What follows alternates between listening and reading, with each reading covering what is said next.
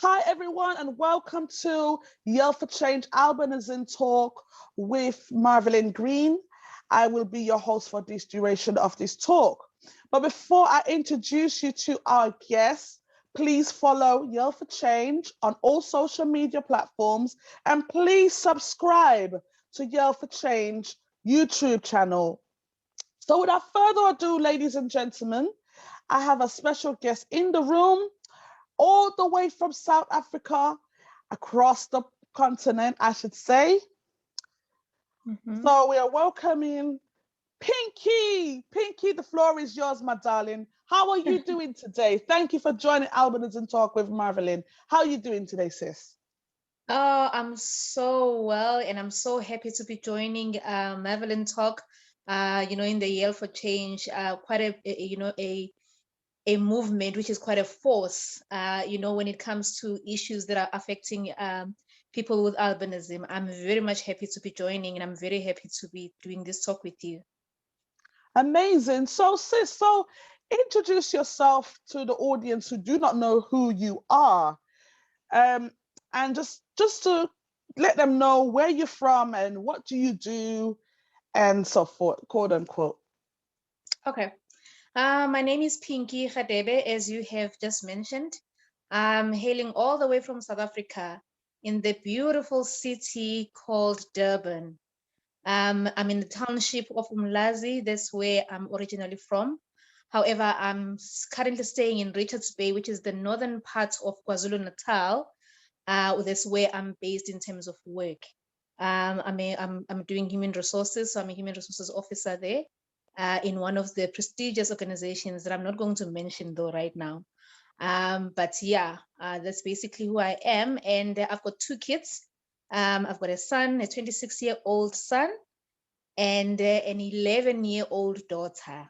I'm very much proud of those two. So yeah, that's basically who I am. Amazing. By the way, you look good for a mother of two. Honestly, I have to say, you really look amazing for a mother of two. Oh, thank So you so much. That's a compliment. you're welcome, sis. So we're gonna go right into it. So the question I'm going to ask you is, when did you discover that your skin was different? What age did you discover this? Um, as much as I won't recall in terms of the age, Marvelyn, as to how old I was, but I will tell you that I discovered that I'm actually different. I think in primary school, when I was in primary school, and again, I think it was like senior primary, not the junior primary, senior Mhm. primary, because in the junior primary, I think everything was still like blank. I was just myself, not knowing that I'm different from other people. Only when I was in senior primary when I discovered that I'm actually different. That was basically highlighted by the treatment that I used to receive, from other fellow pupils, around the school. That's when Mhm. I discovered that I'm actually different from other people. Yeah. Okay. Oh, okay. Wow. So when you went to school in your primary years, was it easier then, or has it become easier when you progressed to maybe secondary? I don't I don't think it was easier. I wouldn't say that it was easier. I remember, Madeline, because when I was in junior primary school, I was staying with my grandmother at that particular time, Mhm. and I didn't even have glasses, and I don't even think that my grandmother was aware of the fact that, a child that has albinism, we, as much as maybe she was aware that I'm suffering from low vision, but I don't think that she was well knowledgeable, on what are the things that she needs to do in terms of assisting me to get the glasses and all of that. I don't think at that time she knew, what is it that she was supposed to be doing in terms of assisting me. So that's why I'm saying that it wasn't easy, because I remember I used to do my classes, like orally instead of writing, because I couldn't write. I couldn't write at the, in junior primary. I only started to write because there was only one teacher that was really focused on me. She really took so much interest in me when I was in senior primary, starting senior primary. That's when I learned to write, because Oh, she gave wow. me, yeah, that's when she taught me how to write. From grade 1, grade 2, grade 3, I was doing everything orally. I Oh, wasn't wow. able to write. Yes. Oh, amazing. So you Yeah. had somebody in school, primary years, that took up the initiative to support Yeah. you with Yes. your learning and academics. That's Mm-hmm. amazing. Because Yeah. it's kind of funny. I can actually say a bit similar about myself. I was born in Jamaica. Mm-hmm.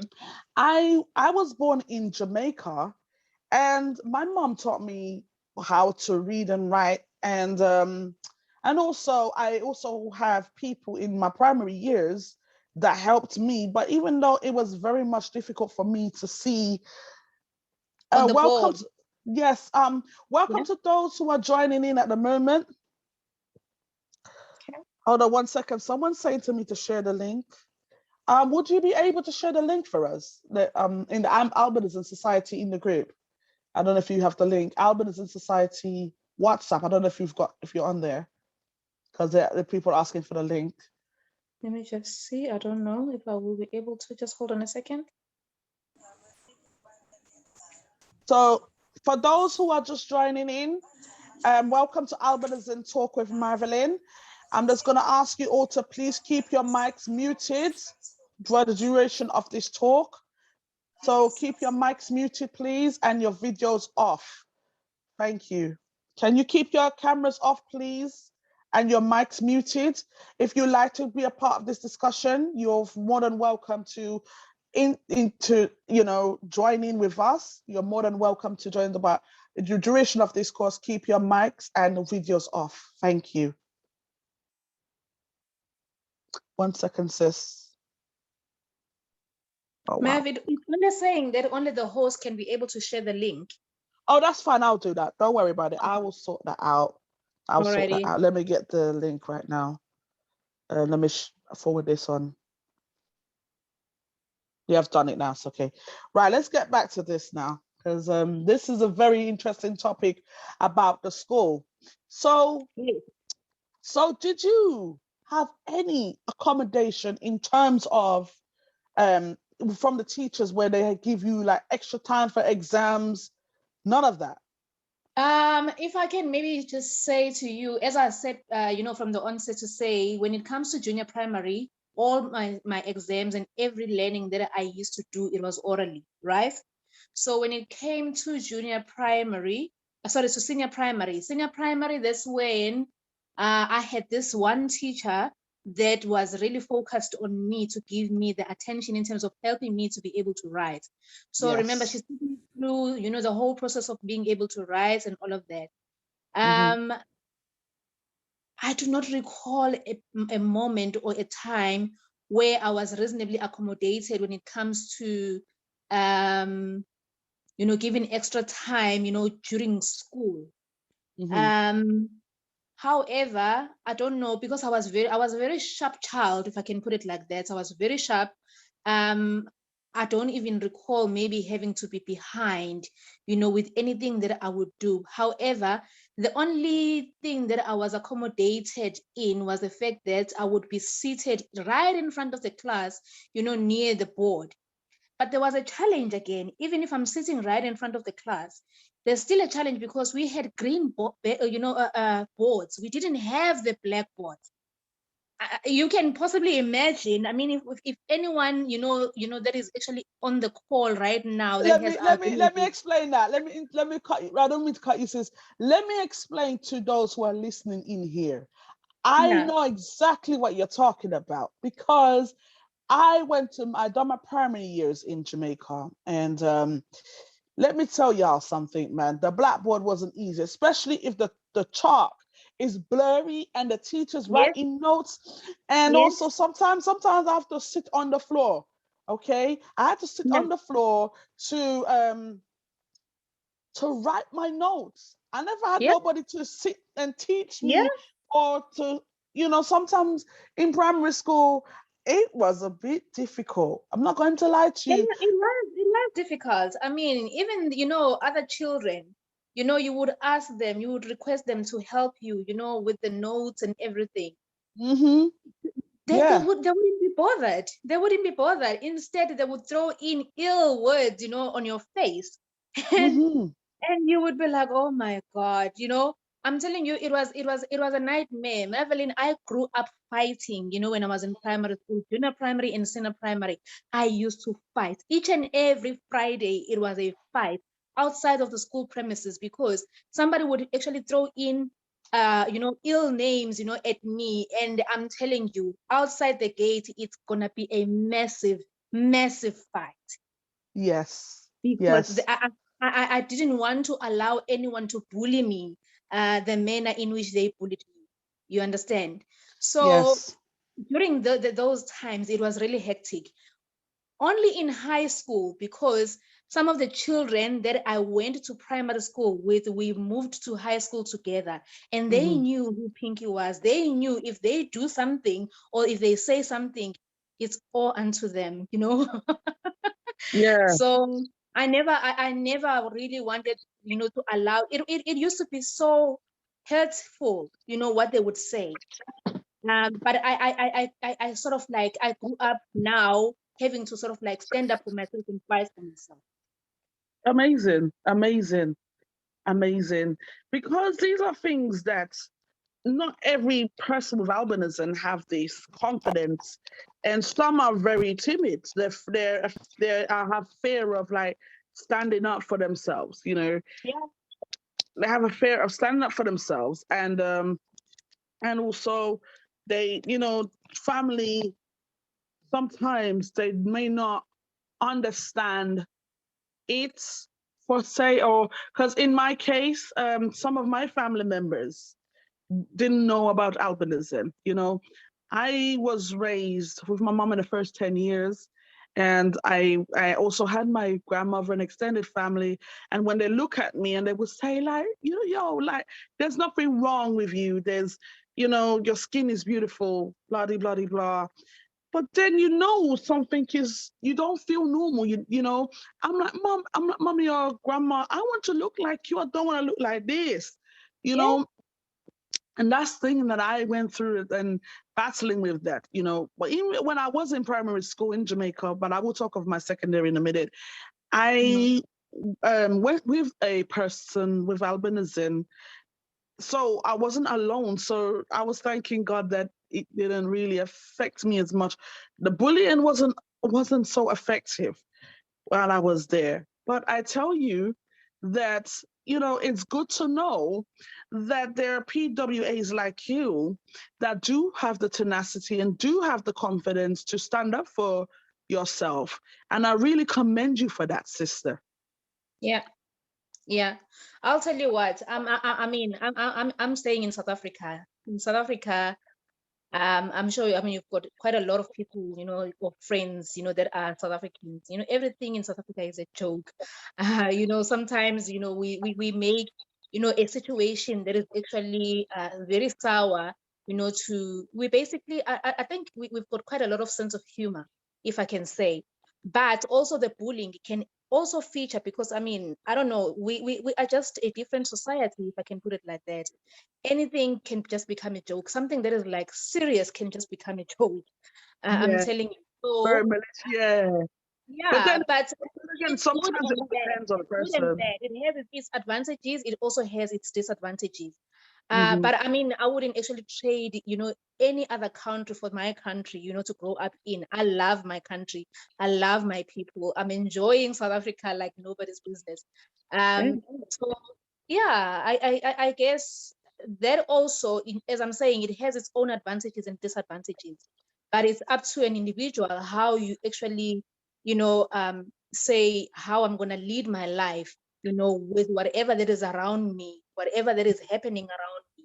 You understand? So it takes you to sort of like mature around whatever that is happening around you.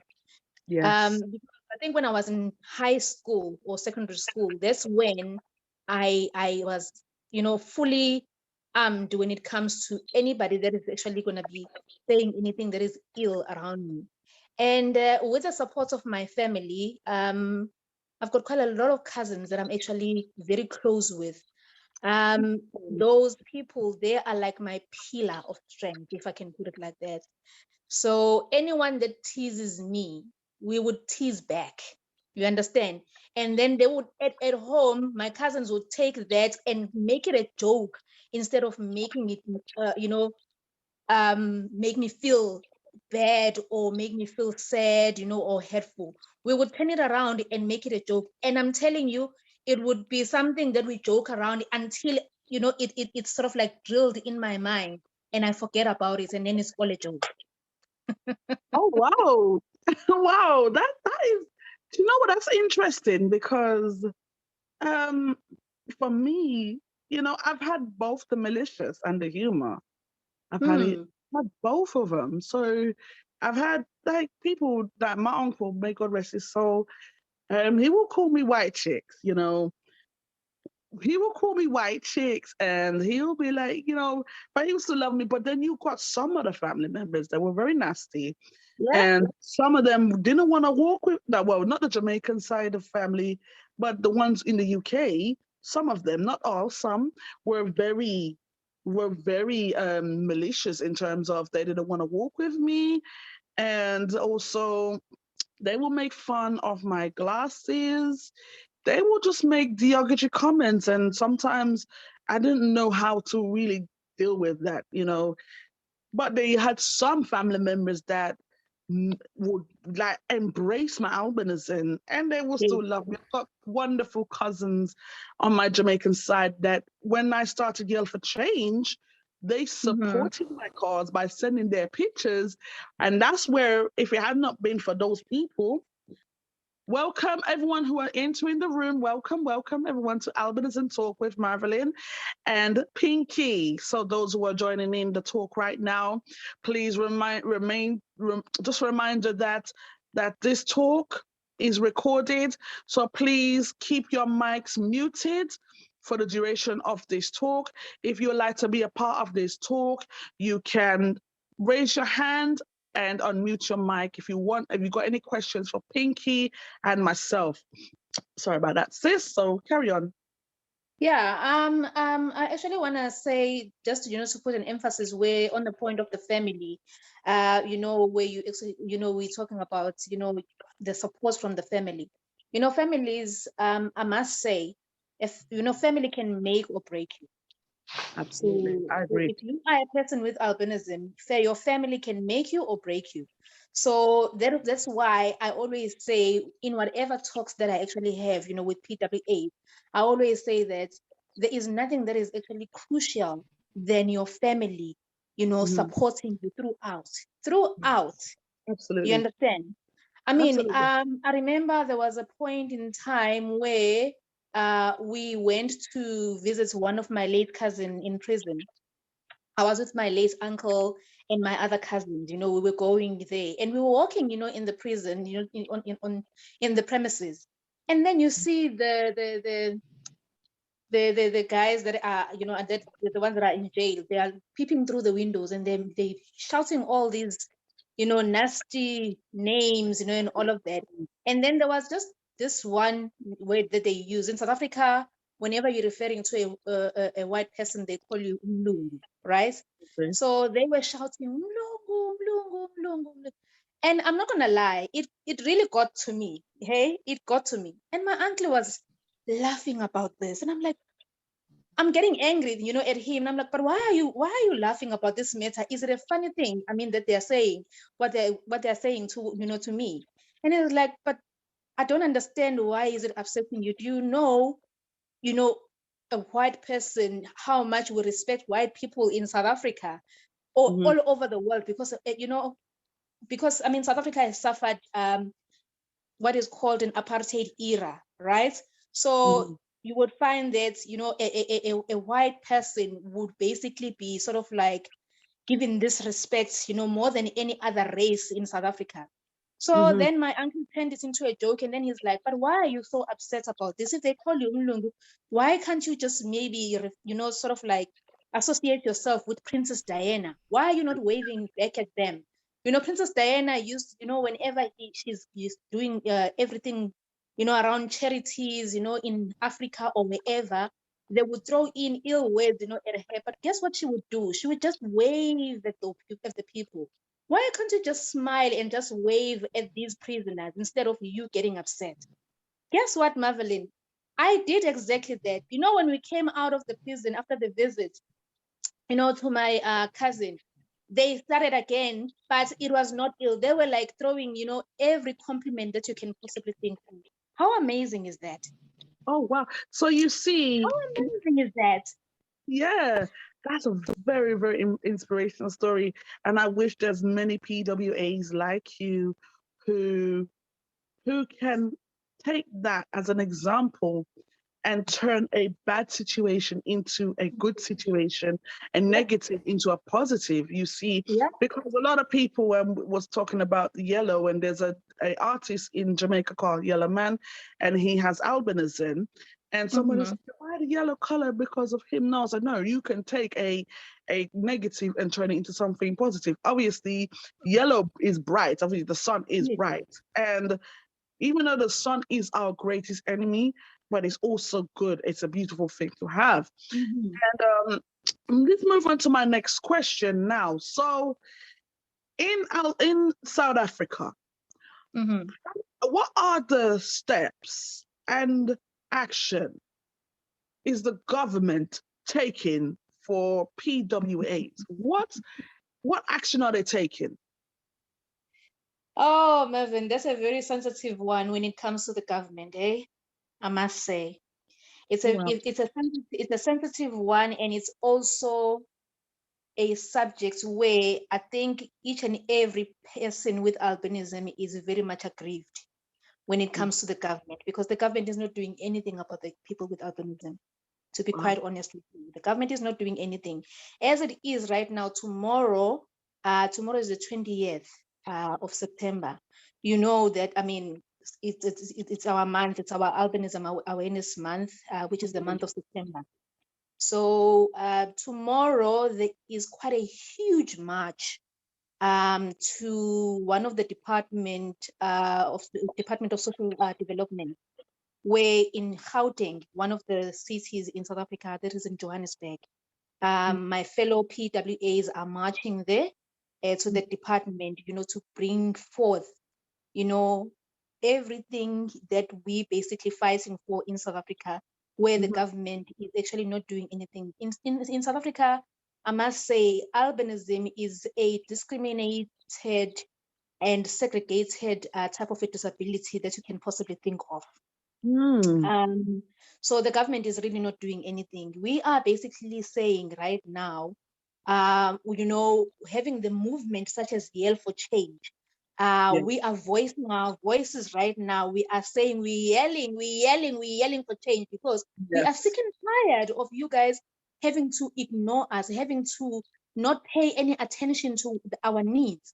I mean, it's a nightmare when someone wants to go and apply for a disability grant just because they have albinism. They don't recognize albinism as a disability. They don't recognize it as a disability. Mm. So we are fighting for that. We're saying we need change. We need you to understand our needs. We need you to recognize people with albinism. We need you to assist us with assistive devices, whether be it in schools or be it in the workplaces, you know, because we want to be reasonably accommodated. We want people to understand, we want the government to understand that we suffer from low vision. What is wrong with them understanding that we suffer from low vision? That is an impairment itself, because okay, you can do with the skin. The skin is not the impairment itself, it's the actual eyes.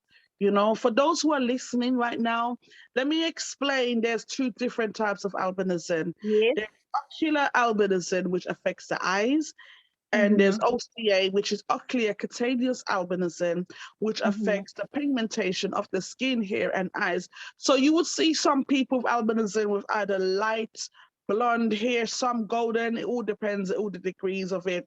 So, and also with the vision impairment as well, um, we have light sensitivity to the sun Yeah. also.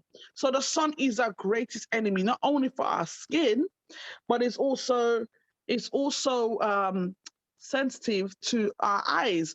So in a sense where I feel that the government should really take steps by bringing in equality towards the Yes. PWA community, because I do feel that, you know, we are human beings, you're human beings, Mm-hmm. and the very thing that you are ridiculing a person for, you lot can be potential carriers. Mm-hmm. Yeah, that's very true. Yeah. That's very true. So yeah, so that's basically what we basically fighting for. And I'm just hoping, I'll be keeping my fingers crossed that the march must actually go well tomorrow, because there's gonna be it's Mm. actually gonna be attracting quite a lot of media as well. And we are Oh, hoping that they're gonna publish so that it penetrates throughout the entire departments that are existing in South Africa. When it comes to people with albinism, we are saying that we need the government to take note of us. We want to be recognized. We want funding as well for PWA's NGOs. I mean, we've got a movement that is actually all over the world, and even in South Africa, it's here. The gender-based violence movement, oh, I've which heard has about that. received funding in South Africa. But you find that in South Africa, if it comes to people with albinism, only one NGO maybe is registered. What about the other NGOs that are not registered? Why are we not? Why are we being Segregated. segregated when it comes to that? So we are also saying the government must also make provision, for skin for UV protection, the sunscreens, Yes. because as you've just said, the sun is our worst enemy. Especially Marvin, when you look at the PWAs that are living in rural areas where it's very much difficult to reach pharmacies or any other types of institutions where they can actually get sunscreens. Why can't the government provide it for free in our clinics? Right, because that is Because an those that are the is a areas that they can be that's a able to go. necessity. That's a Yes, necessity. That's needed because you know it is. skin cancer is the biggest killer. And I was saying this to my husband. I was saying to Hmm. him that, you know what, skin cancer is the biggest killer in Africa Hmm. right now for PWA. And I really feel it for those who have lost their lives and family Yeah, members that are yeah, affected by this. yeah, So, yeah. So yeah. so I want to the question I want to ask as well. So we're going to talk about um Maybe the before we mental move health. on, Madeline, there's one point also that I actually need to touch as well Yeah, when it comes to the government. I'm sorry about interjecting. it's okay. Um, yeah, it's also what we are fighting for is the fact that, when it comes to employment, maybe let's start in education. We Mhm. want the government to have programs that are going to be creating awareness, in schools. In the curriculum, we want the government to have something in the education curriculum to say in one of the subjects, like in South Africa, we have in our school what is called life skills. We Mhm. want the government to put in something in the life skills that's going to be creating awareness, because we want to first start with the children, young children, where we Yes, actually educating them about albinism from a yes, young age. That will actually stop the bullying.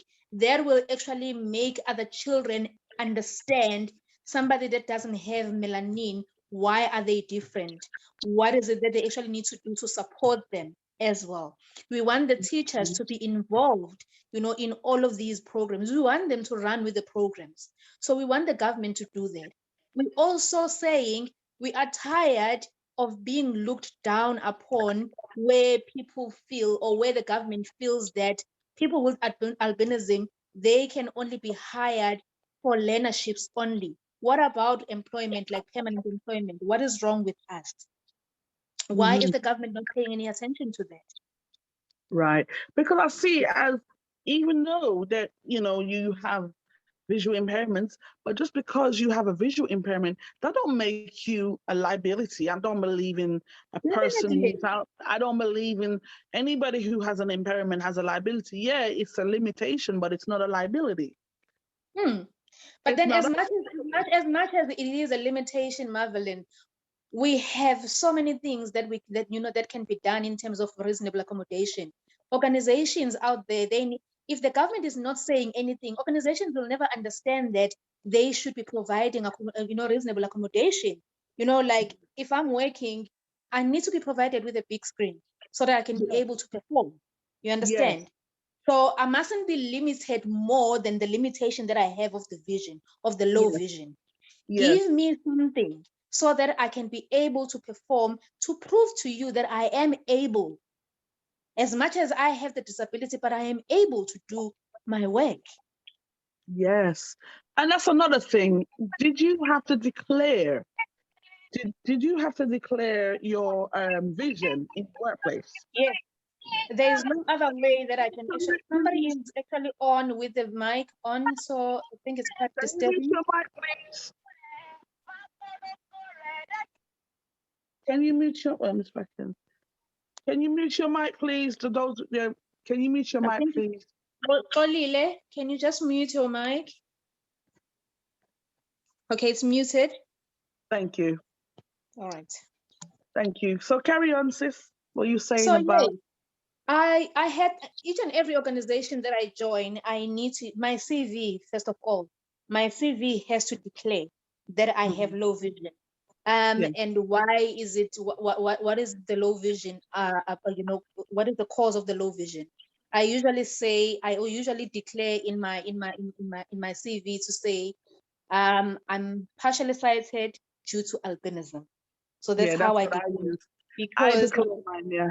yeah, it's very much important. I said this again yesterday when we had an albinism dialogue, to say if there is one thing that people with albinism that they need to do also is to declare, because you don't want to surprise people. You go there, come the day where they call you for an interview.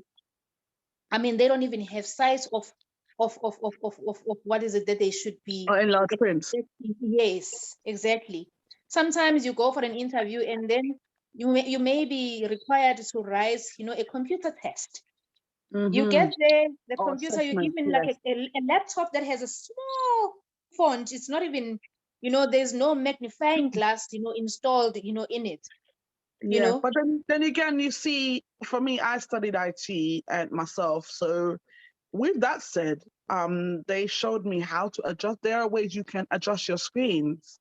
But Um, for somebody that doesn't know, yeah, that's true. that That's doesn't true. know, even I'm saying to you, if you don't declare, your manager would not even know what is it that they actually need to do. Sometimes they even learn out of you to say, you know what, I will be able to do this only if this is done.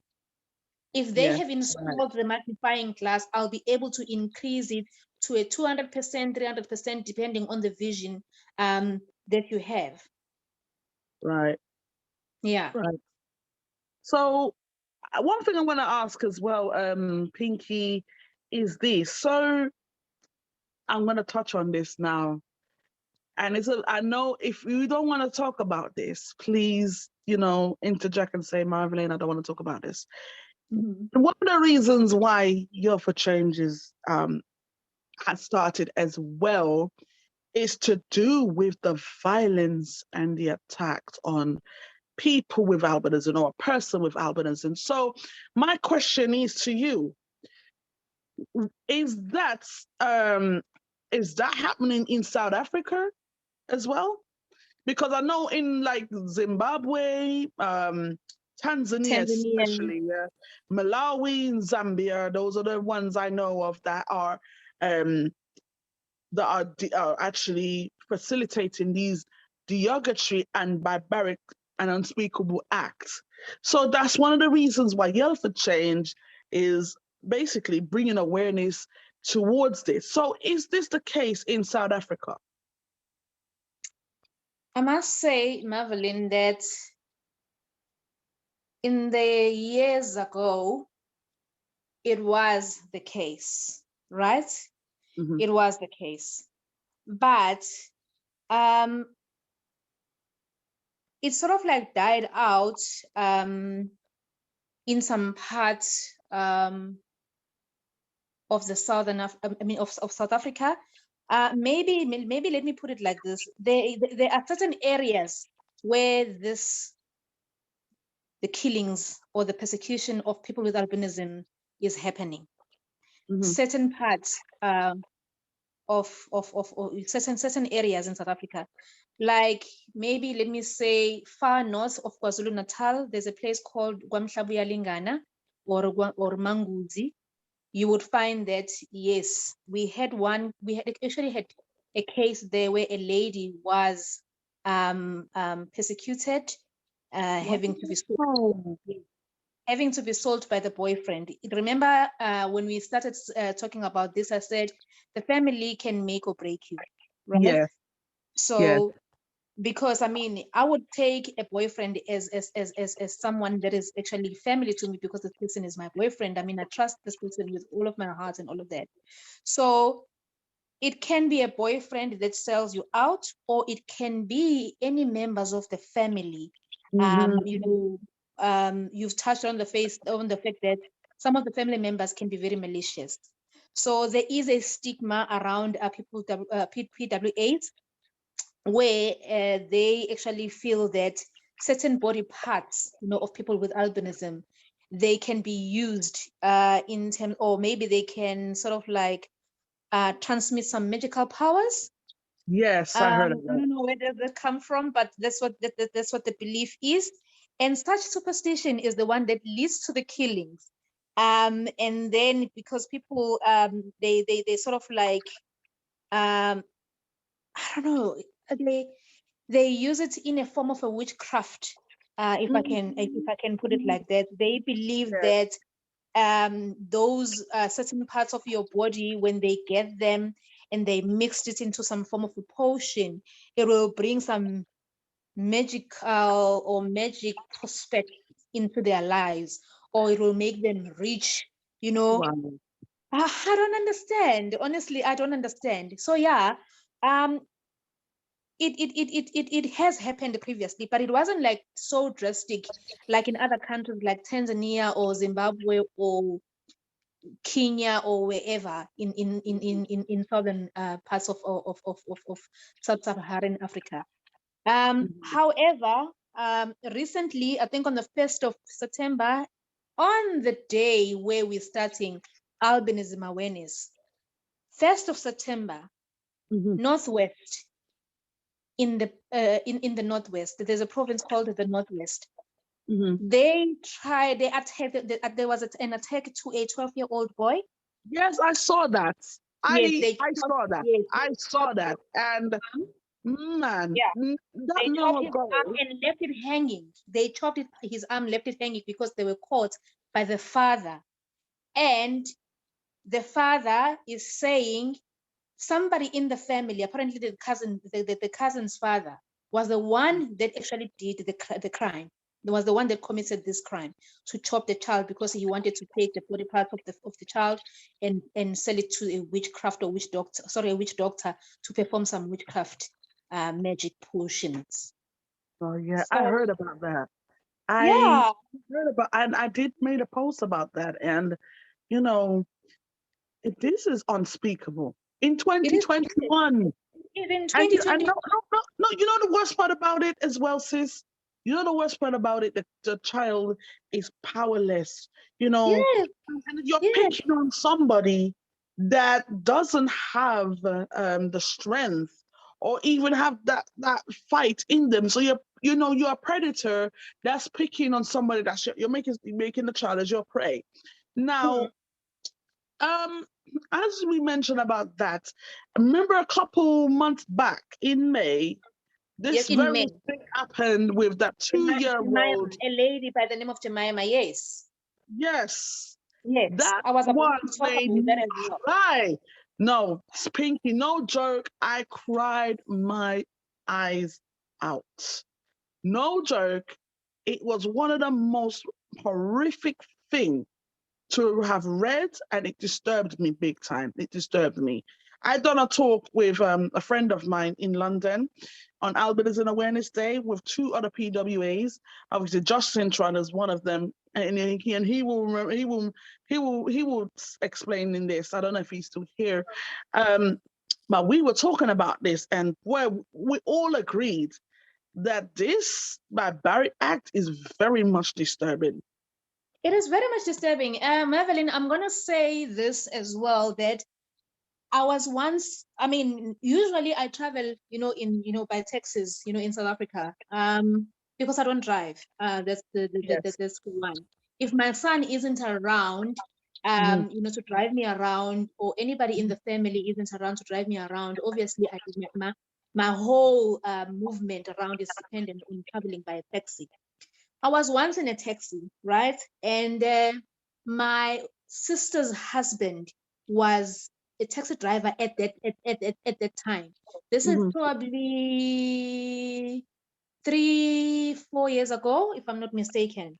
3-4 years ago, if I'm not mistaken, where I was in a taxi and somebody who is basically a sangoma. I don't know if you know what a sangoma is. Maybe let me just explain to people that actually don't understand what a sangoma is. A sangoma is somebody that actually is people that we say they are called by their ancestors they are called by their ancestors to sort of like practice traditional healing, right?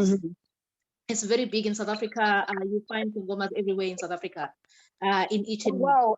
Joshua says, "Hi everybody, welcome to your Y4C interview with Pinky." Oh my god, the comment has gone. I would just have to go back there and read the comments. But for everyone that's tuning in, welcome everybody again. And this is a very, very interesting topic. Yeah, so thank you, Josh, for saying welcoming. Thank you so much. Guys, if you want to drop your comments, you're more than welcome to. If you want to, you're more than welcome to take part, but just remember to keep your mics muted and videos off so you can actually write your comments in the box. So I actually believe that, these killings is beyond me. Like, it's too much now. I think it's too much.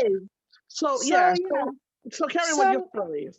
Yeah. So when I was about to get off, actually when I got off the taxi, because I got off the taxi to go home, which was my home was like nearby the road, like the main road. So apparently there was a guy who was a sangoma in there. Obviously they wear their traditional gears, their traditional healing gears. So he then made a reference to say if he could get his hands on me, he would make a magical potion that will help him to be rich. Yes. Really? Wow. He said that out loud in a taxi. And my brother-in-law lost it. Wow. He lost it. And apparently there was such a huge commotion inside the taxi where my brother-in-law wanted to sort of like, kill this guy in the taxi. And the people that were inside the taxi, they also went along with my brother, and the guy was actually let out of the taxi before he even reached the destination where he was going to. Good. I got to hear about this from my brother-in-law and my sister. Jesus. So these things are happening. These things are real. And people need to understand, especially families. That's why I said that a family can break or make you. We need to be protected. If my family is the one that is selling me out, how about the other people or the outside world? How are they going to treat me? How are they going to protect me? How are we expecting them to protect us if our families are the one that are actually doing these things? My blood boils when I talk about this, because it's a subject that I just cannot comprehend on what makes them think that just because we have the color of our skin that is unique from them or different from them, then we are good for whatever magic potion that they think that they can do. Mm. Wow. Yeah. Yeah. You know what's heartbreaking is that babies are getting attacked, Yeah, become the victims babies are actually vulnerable. The of babies are these. the ones that are vulnerable right now. Because, I mean, for one, I, as an adult, I can, as much as maybe I can be defeated, in the end, I don't know, but I would fight for myself. I would scream. I would do anything. I would do anything. Wow. I mean, Wow. by the time I die, I'm sure that person would have had a few scars. Yeah. Wow. Let's move on to the next question. We're going to talk about the mental health aspects of albinism.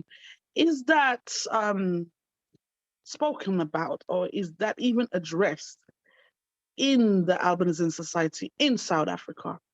Because I know that mental health is a big taboo even in the UK itself, but we're basically spreading awareness about mental health. But we're going to talk about the mental health aspects that's happening within the albinism community. Is that spoken about, or is that very rare? To be quite honest with you, Evelyn, I don't think it's something that is spoken about in South Africa per se. I've never Mhm. heard anyone that actually speaks around mental health, with when it comes to PWAs. Mhm. We would gather around, in whatever subjects that we need to, to talk about, things that are affecting us as PWAs. But I don't think we've ever, ever, ever touched on mental health, which is a big, big, big, big killer, Yes, amongst it is. it's a big killer amongst PWAs. I don't know whether I would say maybe people are shy to talk about it, maybe people are scared to talk about it. I do not know.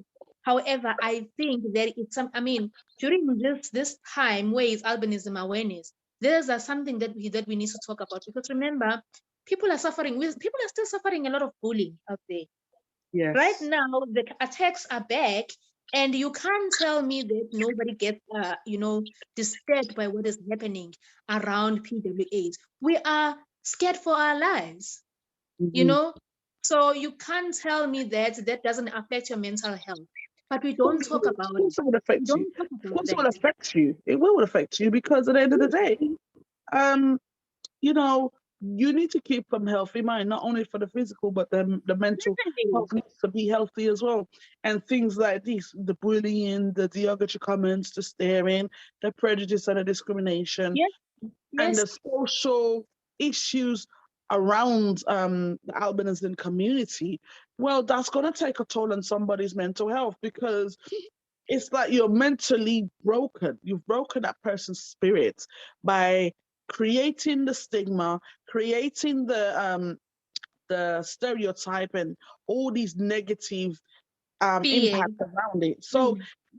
I feel that, people should come on more with the mental health aspects. I really feel that it needs to be spoken about more and it needs to be exposed, not just about the condition itself, about, okay, the physical aspects, but the mental and the emotional side of it.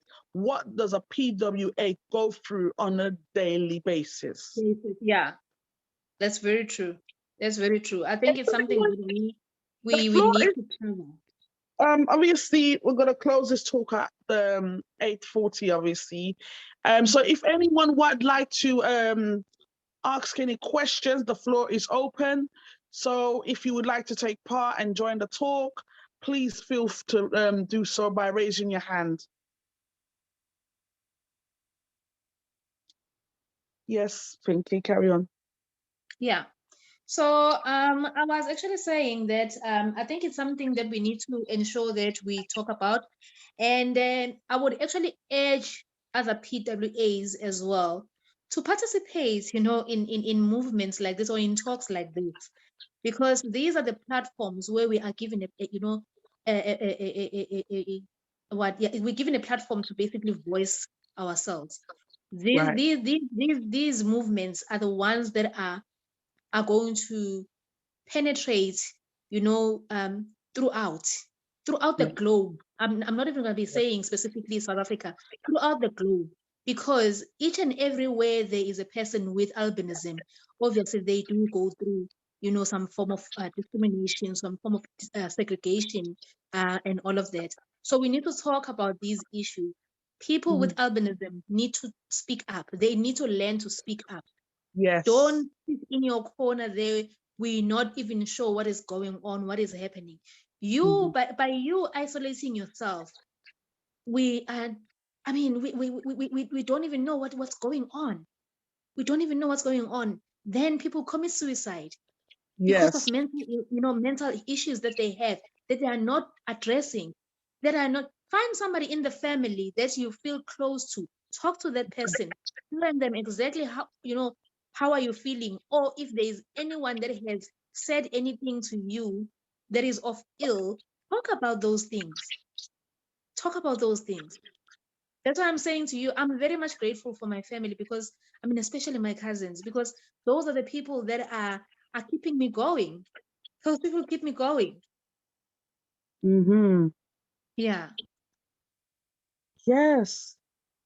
Thank you, Josh. Thank you for writing that message. Thank you. It's to remind the audience to keep the mics muted. Thank you. So, I'm not, because for me, with the mental health aspect, someone just syndrome. Yes, you can join the talk, sir. And Josh. another thing maybe that we can actually say, Evelyn, that causes mental illness, it is family not accepting that they have a person with albinism. Right, Josh, you can unmute your mic, sir. Would you like to introduce? It's okay. Yeah, so we've had this conversation many times about mental health. Let me lower my hand here. Sorry about that. We've had this conversation many times about mental health, and it's definitely something I guess more sensitive today, because in the United States that this is National Suicide Awareness Month here in the U.S. Wow. And unfortunately for a couple of my friends, they're not here because of that. Not necessarily PWAs, but the sad part is that a lot of what happens is very often overlooked, and it's scary, because a lot of times when people do commit suicide is because they've come to a sort of peace in their head that they realize that this is really the only way out. And a lot of it is because I hate to say this, but we don't have, or I'm not going to say we don't have, a lot of us lack the ability to empathize with other people. And agreed. And it goes back to the bullying, and it goes back to the name calling. I remember you earlier in the interview saying that you were talking about the things that you went through in primary school, and the one taxi driver who's a complete idiot, but that's just me. But genuinely, it even today, like the NGOs that are out there, they don't talk about the mental health aspect of these of having albinism. They don't. And the main reason why I felt I sort of got turned on to Yell for Change was because this is one of those channels, one of those very few channels that actually will get down into the nitty-gritty and talk about the mental ramifications and the psychological ramifications of having albinism. And these really sort of tough conversations really need to be had. Yeah, agreed. Anyone else would like to take part in this? This is open floor. So if you want to ask me and Pinky any questions, regarding what we've discussed. So anyone, the floor is open to anyone who is willing. So, the floor is open. So even though this interview is about me talking to Pinky, but for our listeners that are joining in, if you would like to, the floor is open now for you. Yeah. Greetings, ladies and gentlemen. Hiya, what's your name, please? My name is Tulile Ngobo from South Africa. Oh, so what about Sissy Wami Ujani? Ngiyaphila. Yeah, so I am not an albinism. Ne? Mhm. Yeah. I'm listening at your conversation. I'm from Pietermaritzburg, ne? But I'm here in Johannesburg. My partner here is an albinism. Mhm. So what I experienced in my early ages, there was this guy at home who, not at my home, meaning at Pietermaritzburg where I was staying at. So he was an albinism. You know that our parents, if that guy passes by, they will say, "Don't go there. Mm. Don't go near him. Wow. Don't look Yes. at him." Yes. Yes. Yes. And I was, We know mm, that. I Yes. was that was my problem that I had long way before that. Why are they saying this? But even the community, you know, that guy wasn't use the same road that we are using. Mm. He rather go maybe near the river, not using the road because of us looking at him. But what they did, our parents or our communities, they are not well educated about Yes. albinism, Yes. and they have I also had but not now that thing to say, why are they looking like this? Why what happened in their eyes? Why is alone is white? And there was no explanation, because even our parents, they told the same thing that they told us. Don't go near them. Don't look at them. When they are dying, you can't find them. Where will they go? Serious, guys. No, I know that. I know No, that. That will no, vanish but on thin no, air. but for me, I was, for me, it's No, it's wow. bull. I'm sorry. yes, Oh. and do you know that guy? He didn't went to school, not at all. Oh my Reason because God. of the community. I didn't know when did he died. I know that at his home they didn't bury him in the yard. They bury him at night somewhere there where people Oh won't my find him. God. Oh, wow. Mm, Oh, this is making me livid. I'm sorry. mm. Oh So God. Joshua, let me bring George. you into this. What do you think of this, Joshua? Please, Oh my interject God. in this one. What do you Well, think of this? This is I mean, good. it's stories like this that really kind of get me, because Mhm. we're human. Yes. You know what I mean? Like we're human. Like how do you develop and I realize that, you know, we have people of different ages here, so I'm really trying to censor myself. But deep down inside, like I'm shaking. I'm so serious. I'm shaking with anger. Yeah, that's it. Yeah. Because mm. how So, guys, and then I found here in Joburg, I found an NPO called National Organization of the Blind in South Africa. I'm also totally blind, né? But I wasn't born blind. It's because of brain tumor. So what I was doing there while I was working, I was a community developer, also a project coordinator. What I was doing, I was teaching or doing campaigns and awareness to teach how to live with a blind person. how to treat them, how to live and to treat albinism people.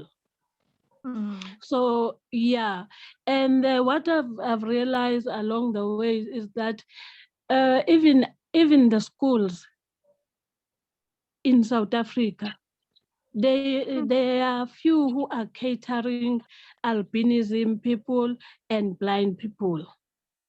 So yes, and then I decided that, you know what, let me fight for this, even though I'm not an albinism, but I am tired of the stigma that is always on their back.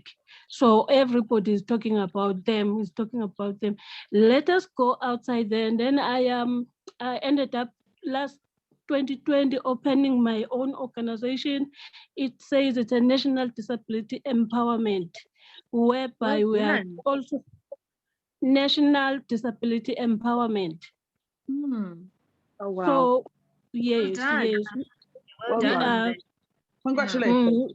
Yeah. We it's a part of my campaign to teach our communities in the clinic, in the churches. I went even in the churches so that people, they will understand that you guys were a human being.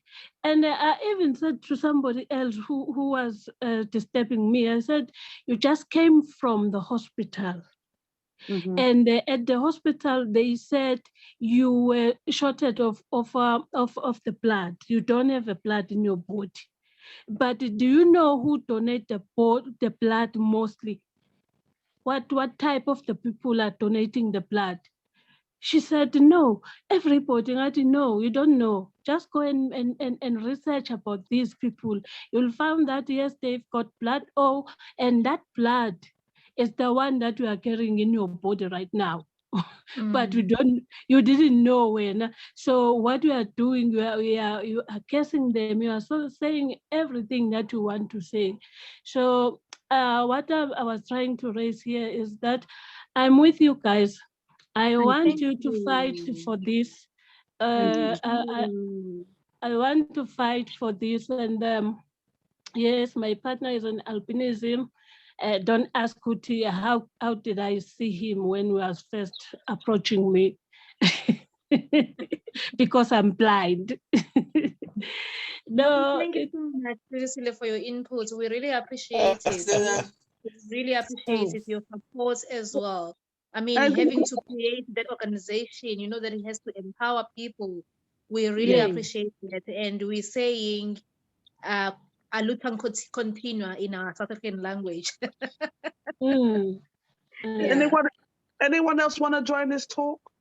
Anyone else? All right. Good night, guys. Okay, thank you. Thank you for your contribution. Thank you. Giabonka. Anyone else want to talk, add into this? The floor is open to everyone. Anyone who wants to say something Even or if it's ask a question? comments, I mean, even if it's comments, even if it's not questions, anybody is allowed to come through in the comment. Yes. Go ahead. Go ahead.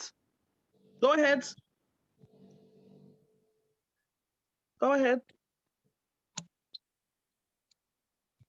Your hand is up. Everyone. Good evening. Hi. Hi, how are you? Good evening. Good evening. Good evening. I'm good, thanks. It's no.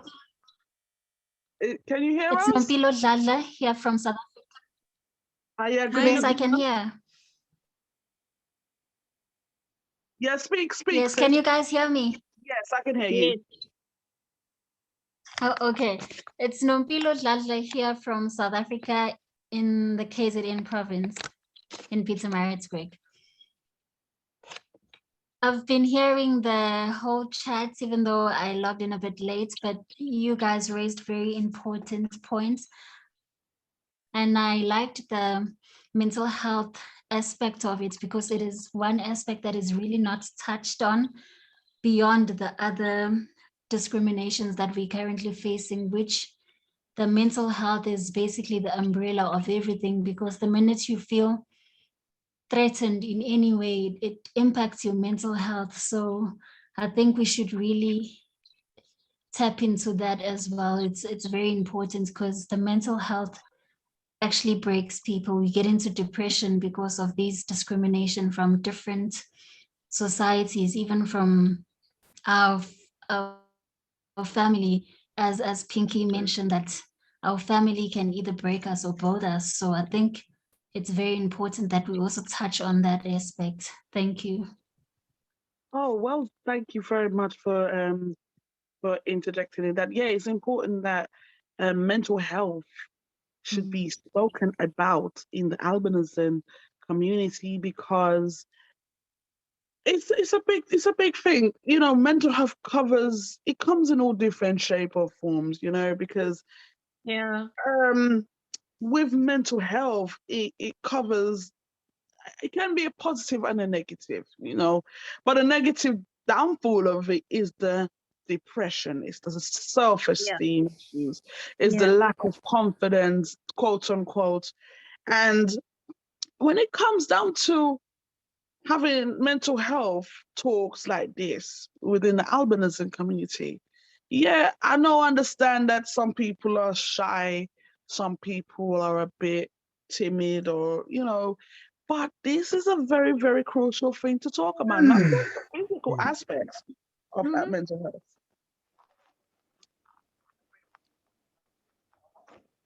Let's just springboard for what you just, what the young lady just said just a moment ago.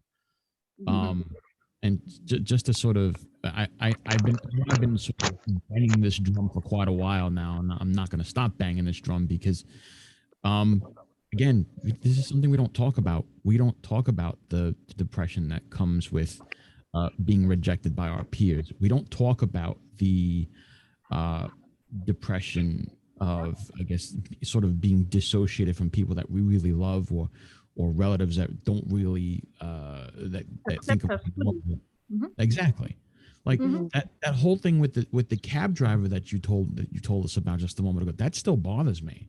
It does, because yeah. So for those who just joined in, welcome my sister Simses. Welcome, sis. How you doing? Just say hi to the crowd for a second. Say hi. Hello, everyone. Hello, how are you? Thank you for having this chat. You're welcome. I'm so we're sorry just I'm late. It's all right. So we're just talking about the mental health aspects of having albinism. As you must know, in the UK, mental health is quite high here, but you know, it's very seldom, sis, that that it's not spoken about in the albinism community in South Africa.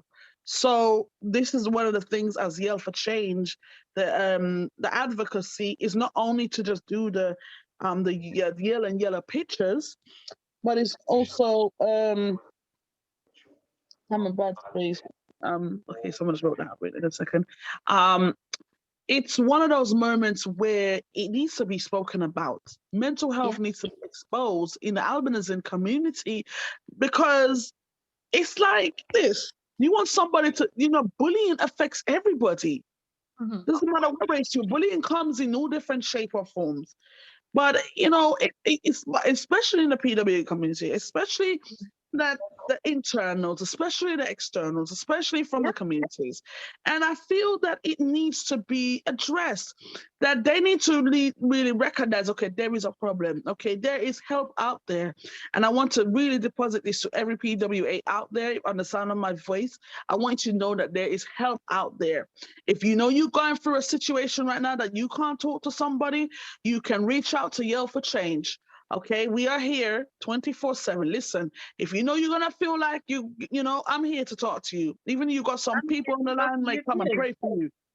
Yeah, we're here. Somebody's got their mic on. Can you mute, please? I'm not an investor. I'm the only problem with muting. Someone's got their mic. Can you mute your mic, please? Whoever's got their mic on, can you mute, please? Thank you. So these are things that are, you know, that needs to be addressed. Mental health is real. It is real. You know how much people commit suicide in the UK, Pinky? So many people commit suicide. And my Lord. man, it's so sad. It's sad to know that um that it's, you know, and we don't want to lose any. Someone, we lose so many people from Yeah, suicide every day in the UK, and it is our due diligence as a PWA to really speak out about how we feel, because it's not healthy to absorb things. I get it. It's not easy to trust people. It's not yeah, easy to have confidence in people. But there are help out there, professional help. There are psychotherapists out there. There are psychologists out there, and doctors, or even maybe, as Pinky says, that there are people that are there to help in the community. I really strongly believe that mental health needs to be addressed more. of course, of course. I see one of my fellow PWA here, Nivan. Thank you so much for joining. Welcome. Welcome. Is there anything that that you would like to maybe say, you know, in the Yell for Change platform? I know that you are also going to be part of the lobby tomorrow to DSD. So is there anything that you would like to say, Niv? No. You already said everything. Hey. Next time. Today I'm Next, listening. you're just I'm listening taking today. points so that I can use it tomorrow. Oh, awesome. As long as, as there's something positive that you're taking here, and then you give it to them tomorrow. Yes. Thank you so much. Okay, thanks. Anyone else? The floor is open to anyone else who want to really get involved in this talk, albinism talk with me and guest Pinky Radebe. Please. I also see my cousin. I also see one of my cousins, Madeline. I also Hiya, see one of my welcome. cousins here, Cecil. Is there anything that you'd like to say when we grew up, cuz? Anything that you can share with the people? Because remember, I just said the internal is very much important when it comes to supporting people with albinism. So you are my family. You've been there with me throughout. Maybe if you can share how important, you know, for the internal to support people like us. Hi everyone. How are you? Show your Hi. face, please, guys. Can you come on I'm camera, okay. please? Hey, I want to Show see your your face. face. You want to see your face? I'm not I'm not dressed properly. It's okay. It's all right. Yeah. Voice is enough. Voice is enough. Yeah. But what I can say about albinism is that you have to treat those people. You have to treat you guys as normal people. And also I've been with Pinky for more than 45 years. And then the way we treated her when we grew up together as cousins was like she's a normal person like everyone. And the worst part of it, if you look years back, when it comes to education, as other South Africans have alluded, we had a challenge with people with albinism when it comes to education. And the youngsters with albinism now, they're coming up in the academic space of society, of which for me it's good. That is good. That what can all say about people with albinism. Thank you. Yeah. Oh, thank you so much, guys. You've actually just touched on the subject that is very much important when it comes to access to education, because there is one area, you know, especially in South Africa, where people with albinism are actually not having access to education. But because of the, you know, mobilizing, we are saying everybody has to be given the right, you know, to anything, access to education, access to employment. If we have something that is called human rights, why can't we, as people with albinism, simply in that area where we're saying someone can use your claim to education? So that's a very, very, very important point. Hi, can you mute your mic, please? Because I didn't hear what Pinky said. So whoever's got their mic on, can you please mute it, please? Thank you. Thank you. So, Madeline, what I was saying is, my cousin just touched on a subject that is very much important when it comes to access to education, where people with albinism, they basically don't have access to education. I think we let me go back to what you were saying in terms of the internal. If you don't have the internal support, which is basically your family or anyone maybe that is your guardian, we have this, I don't know, I'm going to call it a disease when it comes to internal, where especially parents, where they hide their children just because they have albinism. They don't send them to school, you know, and all of that. And I mean, honestly speaking, how do you expect that person to lead their life when they're actually growing up? That is so cruel. You Wait, know what? You know what? Did you just say they hide their kids? Yes. Yes, that's one of the sicknesses that I've ever seen, you know, with people hiding their children just because they have albinism. All So right, that's why we're Wow. saying the Yell for Change is a very good platform to actually say, hey, we here in the space. We've actually, you know, so we need people to have the right to education. We need PWAs to have right to education. We need PWAs to have right to employment. You get what I'm saying? So he just touched on a very sensitive subject in South Africa, where I think he just alluded to say that it's a challenge, you know, when it comes to education. As much as youngsters now are sort of like coming up, you know, occupying the space, you know, of education, but it's still not enough. I mean, it's still not enough. We need equality amongst everybody. We need equality amongst that made my everybody. blood boil. Yes. Man, that made me just feel like, Yes. now this is a message I want to send out to every parent in under the sun of my voice. Listen up, yo. Never be ashamed of your child. Don't ever be ashamed. If that child was born with Down syndrome, would you deprive that child from education? Ask yourself this question. If that child was to be born with like a disorder, would you deprive that child? Would you be ashamed of that child? Why should you be ashamed of a child because of a lack of melanin in the skin, hair, and eyes? Why should you be ashamed of something that you are potential carriers of? Why ridicule that child from something that every human being has the right to? Never be ashamed of don't be ashamed of your child. God, you know how much people love to have children? And they would love to have the opportunity to educate their children. This needs to stop. Honestly, this needs to stop. This needs to stop. Anybody else want to take part in the platform? Anyone else want to say something? The floor is open to everyone. The floor is open. I'm seeing my sister's son. I'm seeing my sister's son online. Thank you, Subashe, for joining. You are one of the key people in one of the institutions in KZN, which is DUT, Durban University of Technology.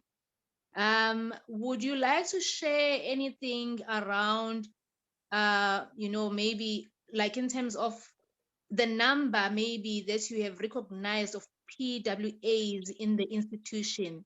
What is how does that look like? What is the picture in terms of PWAs that are studying in maybe let me just mention your institution per se, which is Durban University, Durban University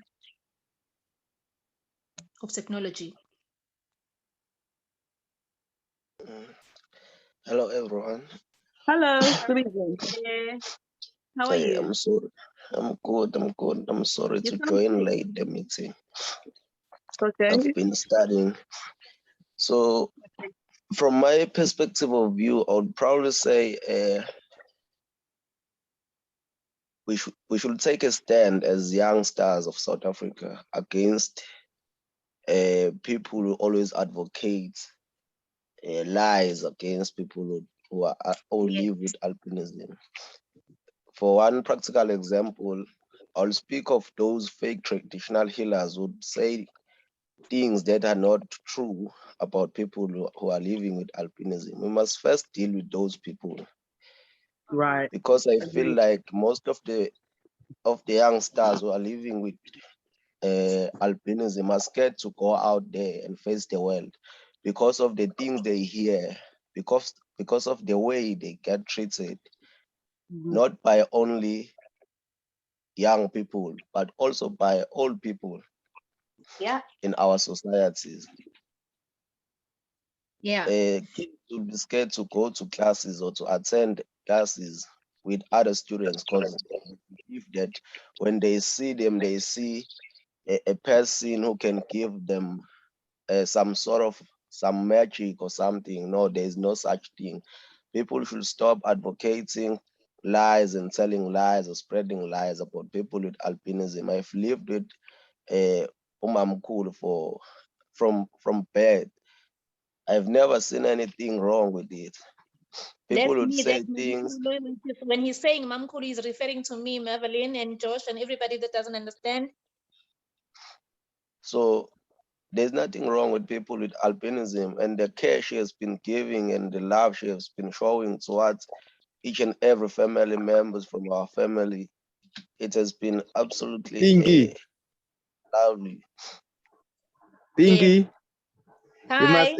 you must explain when he say Mam Cool. You must explain the meaning of Mam Cool. Okay, the meaning of Mamkulu, basically, he's my sister's child.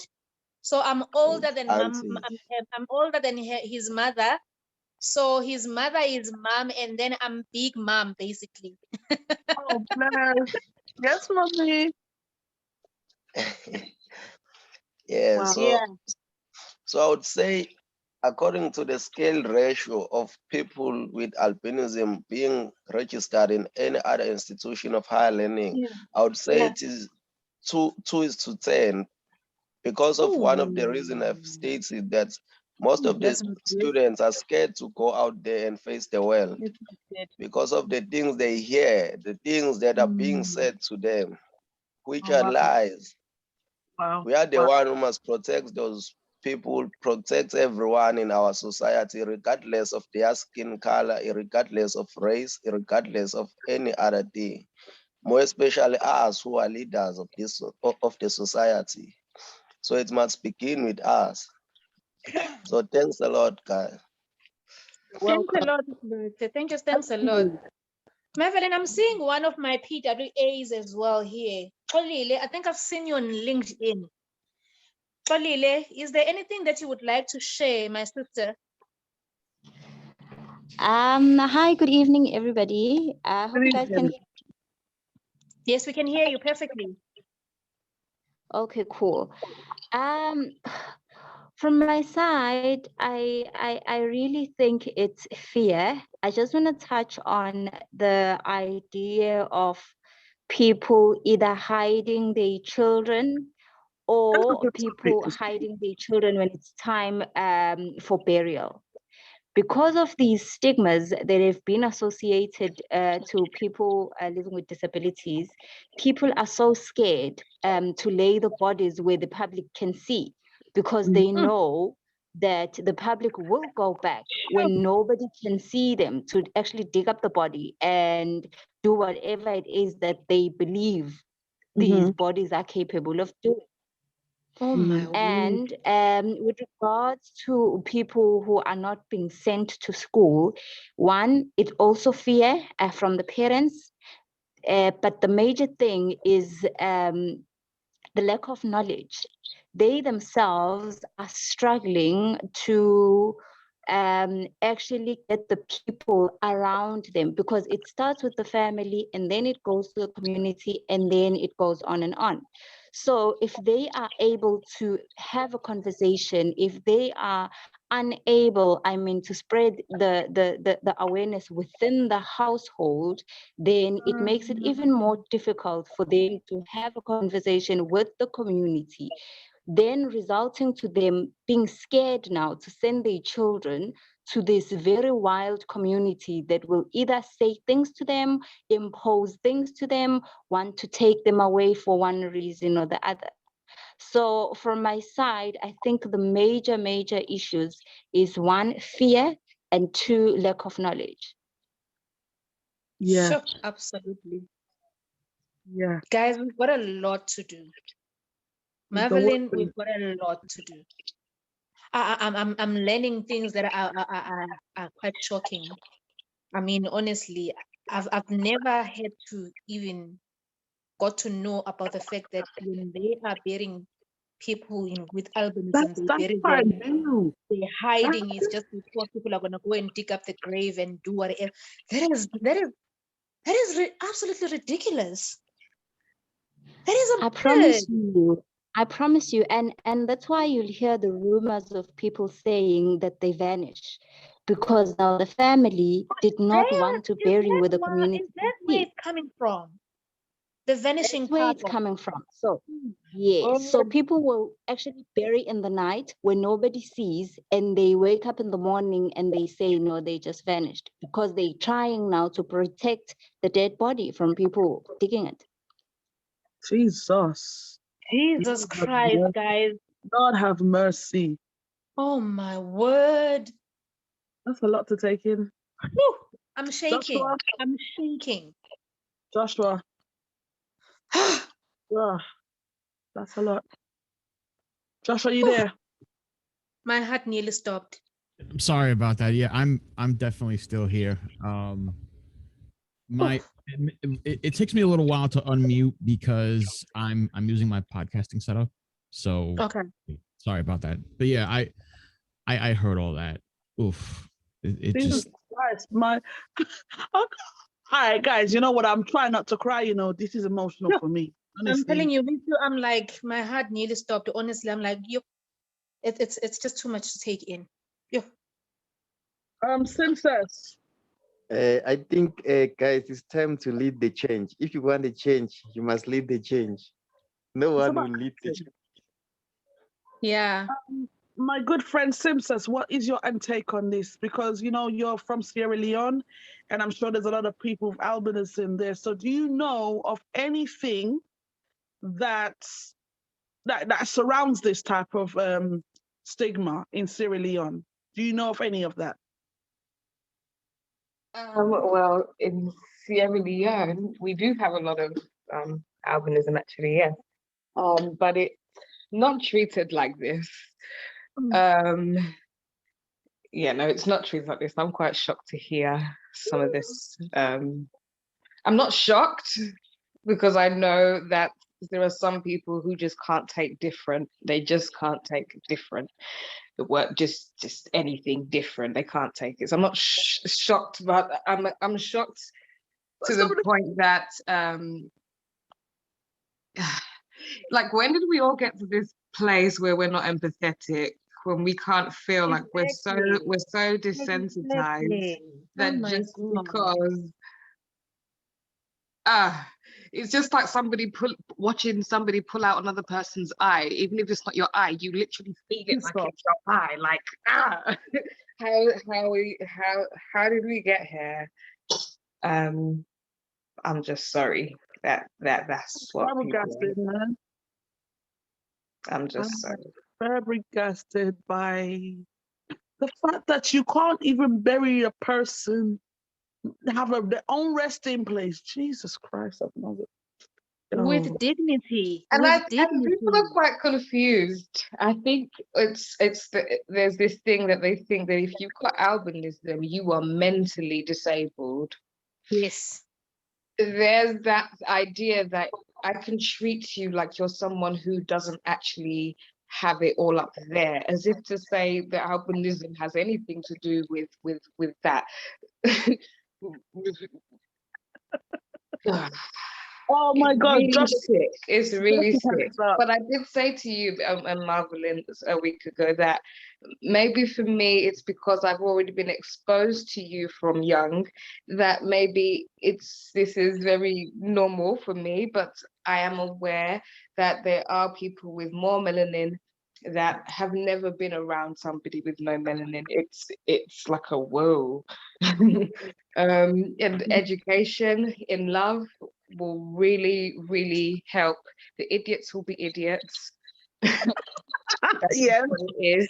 Fools will be fools. But for most of the time, I think it's just not being, or in this country, I'm saying, I don't know about for any other country, it's here I grew up. But for here, I'm sure you know it. How many people around you had albinism? Not many. Exactly. So you would have been the only point of call to find out, oh, what is this like? What do you have to go through? Yeah. And of course, that must be so annoying to you, having to answer the whole of East London's questions. Well, yeah, because it could feel like what? Because you might feel very alone, and like I'm the only one that has to answer everyone's questions. It's for us to be sensitive to know when we're being too much, when we're asking too much questions, and and for people with albinism to be patient enough with us as well. But like I said, idiots will be idiots. There's that too, and that's the bit I'm really sorry for. Yeah. So your hand was up, my friend. Did you wanted to say something? Yeah, as a matter of fact, just springboarding off of what was said about how people with albinism are sometimes thought of as like how can I say this, mentally challenged in certain instances. I went through that. I went through that. Oh, Josh. It's something that I did talk about when I first met you, as a matter of fact, on Instagram earlier on this year when I was in Florida. I went through that, and the first thing that they said was, you know, he doesn't pay attention. He doesn't have like a really good attention span. And I me being at 6 years old, like, you don't know how to articulate what it is you're going through, you know, because my thing was I was interested in the coursework. I just couldn't read the blackboard. I didn't know what was there. Yeah, about the blackboard earlier. Yeah, we know about the blackboard, Josh. We know about it. And it's like when I would look up at the blackboard, I'd see chicken scratch. I don't know how to interpret any of them. What's there? Like it's not like I can't don't learn. And they would interpret it as something behavioral. They said that I had developed slowly and that I had like attention deficit disorder or something like that. I'm like, no, I cannot read what you're putting up there. You know, don't just. And to be fair, like, this is back in the 1990s in primary school in Brooklyn. So it's like we didn't have the information that we do today. Yeah. You know, so there are many more advancements that can be made, that have the potential to be made, but we're especially here in the U.S. And I hate to go down this road, but especially here in the U.S., like, we have a wealth of information that people just don't want to tap into, and we in having these sort of conversations and in having these sort of awareness, you know, let's talk about like what's going on with us and everything and the things that we've been through. We kind of shed light on what a lot of people are either just blatantly ignoring or what people just don't know about. And it does the same thing for people for other PWAs too, because it lets them know that, hey, you're not alone. Like, I've been through this. I've been through the weird looks. I've been through, you know, in the case with the whole thing with the taxi driver still bothers me. Yeah. It makes my skin crawl. It does. Yeah. So, guys, we're almost out of time because we're almost out of time. So I just want to wrap this up. Thank you to those who took part on the panel. So, Pinky, last thought from you. The message that you want to send out to those who are listening and to those in the albinism community and those in South Africa, what is the message you would like to send out? So I'm going to start with my people, you know, that are in the same condition, they're having the same condition as myself, like my PWAs, my fellow PWAs, to say, guys, can we just come out of our shell and stand together and lobby to fight for our rights, to fight for our human rights? We deserve to be recognized. We deserve to have access to education. We deserve to have access to employment. We have a right to life. We have a right to live. Can we just stop, sort of like being separated? Because that's one of the things that is happening amongst PWAs. We are so much separated. We are not, standing together as one. Can we stand together as one? Can we lobby?